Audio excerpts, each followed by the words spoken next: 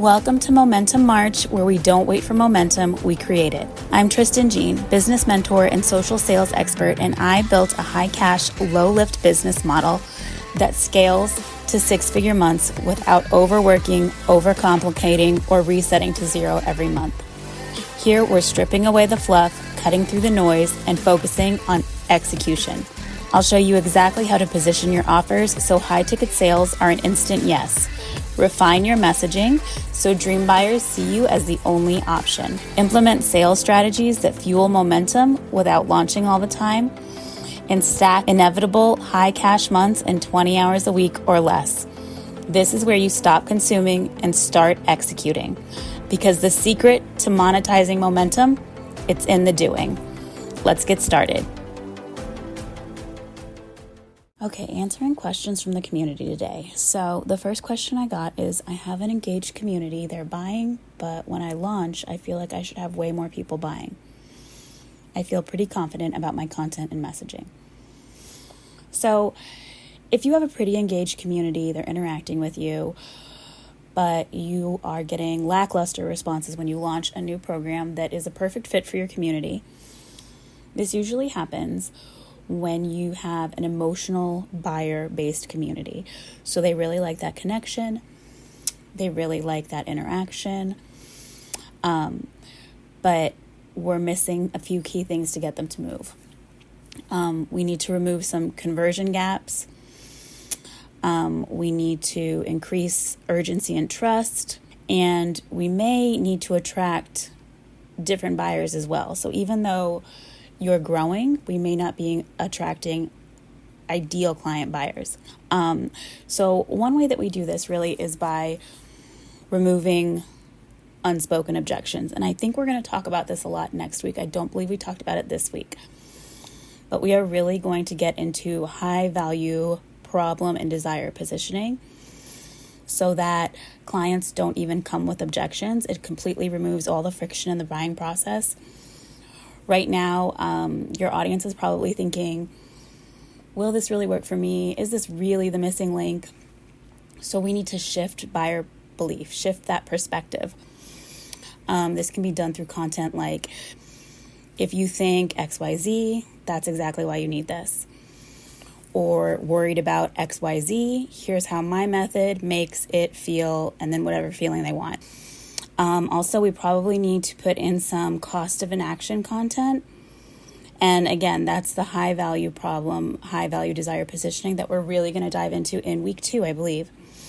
But that is my entire method for completely removing objections and friction, and just makes the cost of action really obvious. And then the next thing that we want to focus on is proof of authority.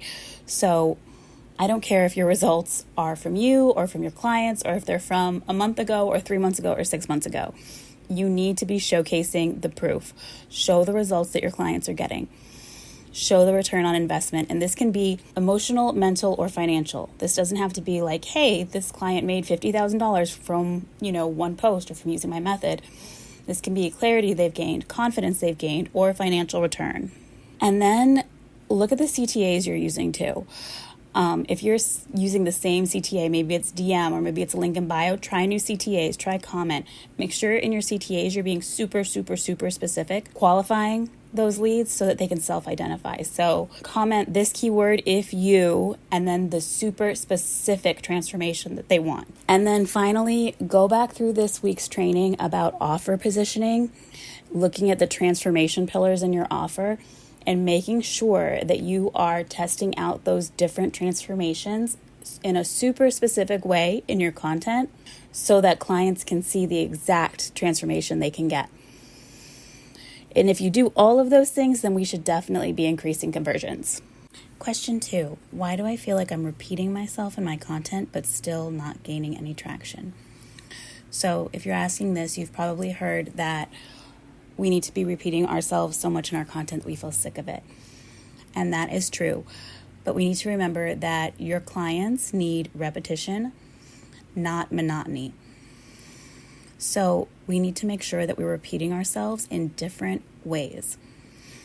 Because sales come from saying the same thing 4 different ways. And the simplest way to think of that is because there are 4 different buyer types. So we have the driver buyer, the analytical buyer, the emotional buyer, and the impulse buyer. So if you feel like you're saying the same thing over and over, but you aren't getting conversions, then you are probably only speaking to one buyer type in your content.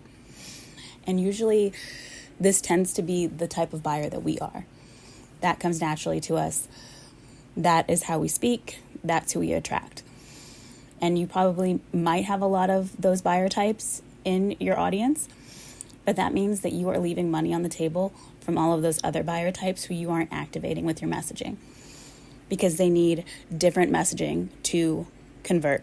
So the way that I would test this, take the topic that you are repeating, whether it's to attract new leads, to acquire and turn them into clients, and then create 4 different hooks and 4 different captions for that same topic geared toward each buyer type. So create a hook and a caption for a driver buyer, a hook and a caption for an analytical buyer, a hook and a caption for an emotional buyer, and a hook and a caption for an impulse buyer.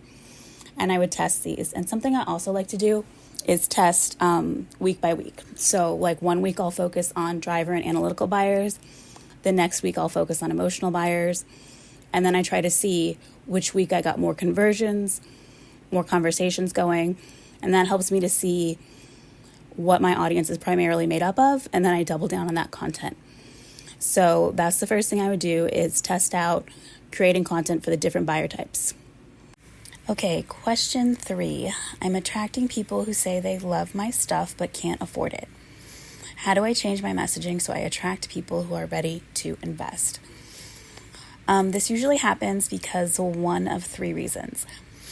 Your content is inspiring, so it's just giving them all the feels and they walk away feeling so good that they don't feel like they need to buy your offer. Your content may be over-educating, so you're giving them everything they need, or you're not positioning your offer as a necessity. It's not like, I need this now.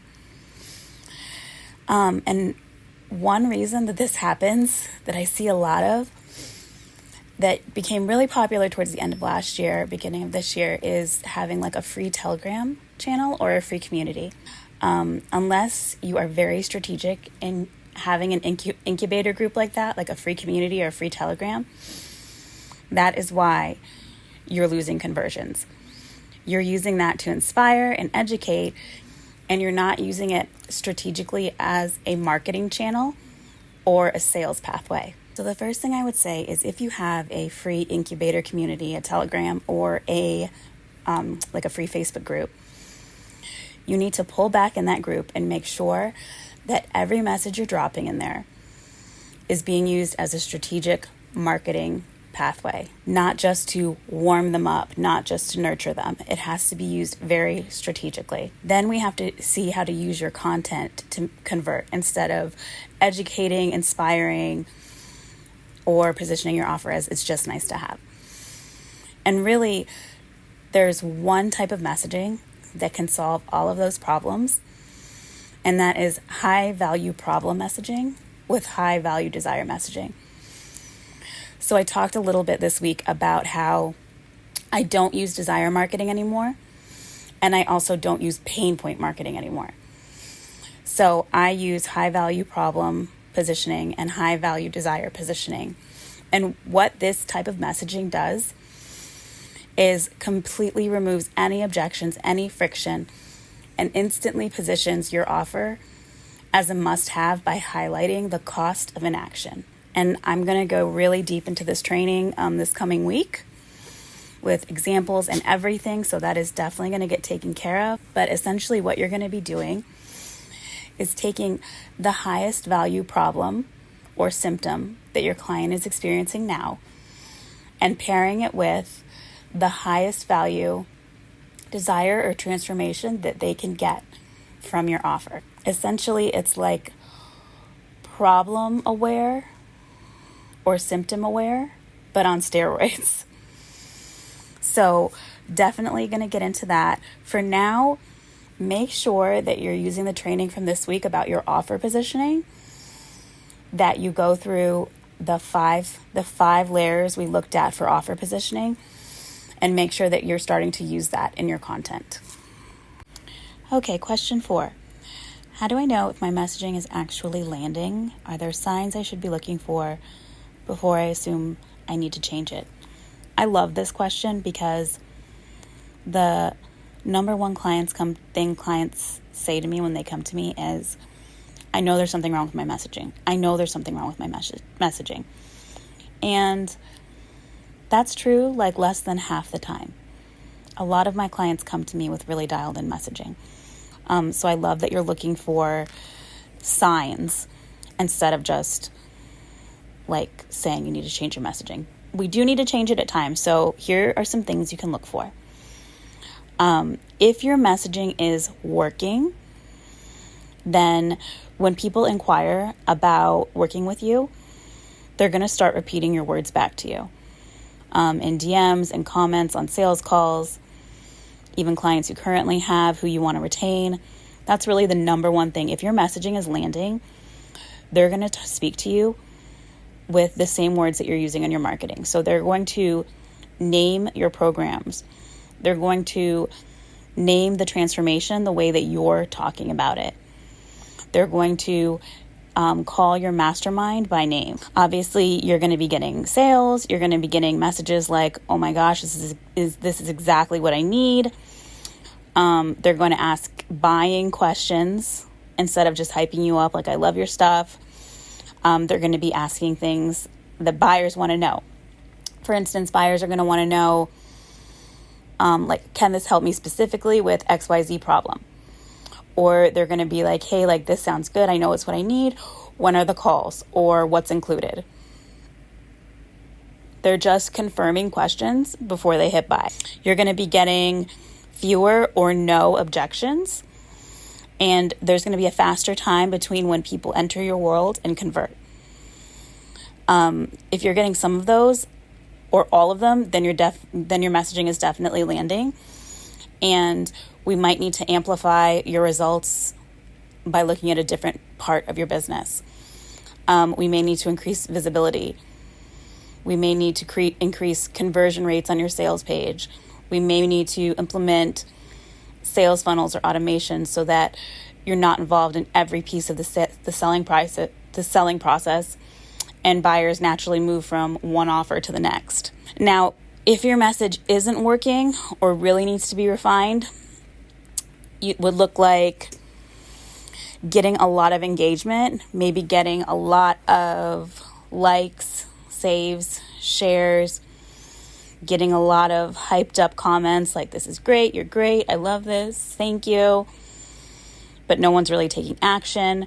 You're going to get people in your DMs telling you all of their problems and why they need you, but they're never going to buy. So then those would be the signs that your messaging is the problem. That's it for today's training of Momentum March.